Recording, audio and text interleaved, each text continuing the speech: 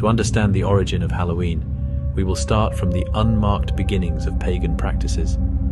Samhain is an ancient Celtic holiday that begins on October 31st and ends on November 2nd. It is a festival that celebrates the final harvest, the oncoming death brought upon by the changing weather, and the onset of winter as a whole.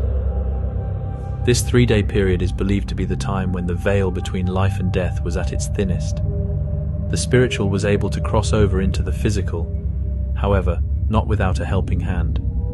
Large fires, which we call bonfires today, had their tinder and sticks made up from the bones of the dead. These bonfires would be paraded around upon hilltops, with animal sacrifices being made to accompany the celebrations. The sacrifices would be to offer thanks to the Celtic gods and to appeal for their favor in the new coming year. This was because on the contemporary calendar, to the Celts, November 1st was the beginning of the new year. To earn favor and fortune, their New Year's wish would be decided by the summoned spirits they enticed to come closer to the flame. The Celts would wear costumes to hide their identity. This was to protect themselves if the attracted spirit was someone who they had wronged in life. The costumes would be made up of mostly animal pelts, with decorations of bone.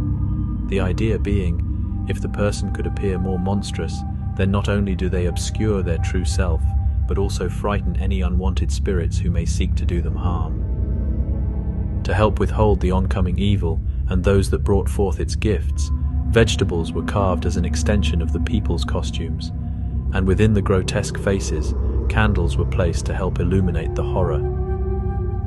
Among the many celebrations done during Samhain, one most popular was divination.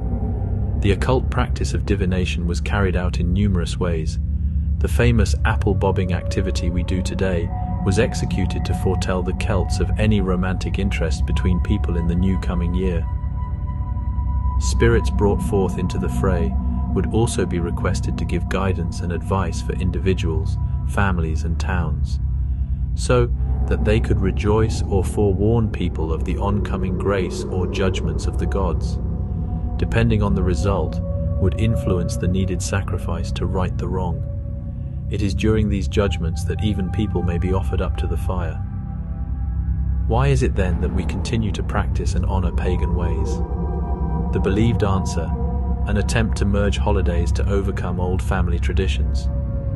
Pope Boniface IV placed a holiday known as All Saints' Day to be carried out on the 13th of May.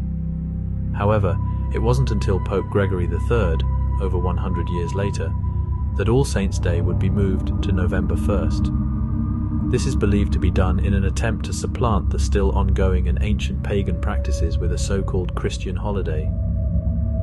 October 31st then became known as All Saints' Eve. The Hallow in Halloween traces its root meaning to the word saints. Hence how All Saints' Eve, sometimes then referred to as All Hallows' Eve, over time became Halloween.